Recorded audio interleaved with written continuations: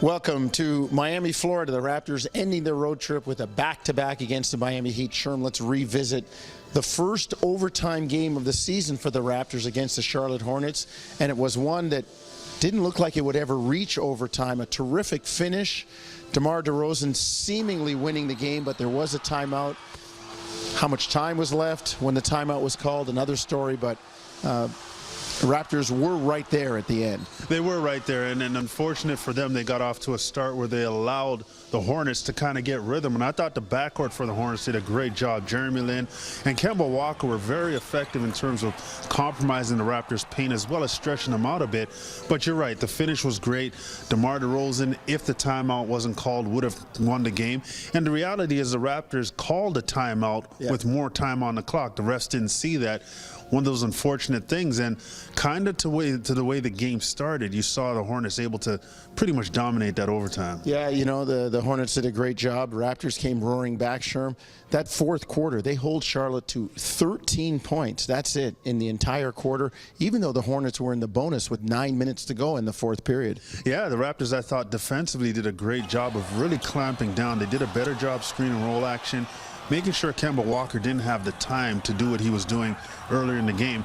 But you saw that in that overtime period, they fell back into the same type of habits they did for the first three quarters, and it was difficult to overcome. And I really thought in that overtime period, Charlotte felt like they were the ones that were fortunate to be there, and they played like the more desperate team. All right, well, the road trip ends in Miami with the back-to-back, as we said, against the Heat.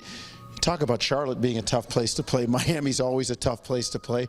Raptors had some of their worst numbers put up here in a loss to Miami earlier in the season, back around about 6 weeks ago. Let's see if they can get it going. Let's see if they can end this road trip on the right note. But Sherm, Miami coming off 3 straight wins, and there's still that fly in the ointment. The Raptors have never beaten Chris Bosh when he's been in the lineup as a member of the Miami Heat. Yeah, and they're trying to rectify that, and it's going to be even more difficult with Miami resting in terms of coming into this game and the Raptors playing a back-to-back. So I think the Raptors have their work cut out for them, and the reality is Miami's getting better. That group playing together as a unit for the first time consistently this season, we're seeing their ability to affect the game in different areas. And as much as people say Dwayne Wade's getting old and he's over the hill, he finds a way to get it done. And he's still one of those guys who can just explode on you and score 30 points on any given night. And Hassan Whiteside, he's a problem. And the Raptors, without Jonas Valanciunas, are going to have their hands full trying to deal with that big body. All you have to do is look at what Wade did against Brooklyn, leading them to the win.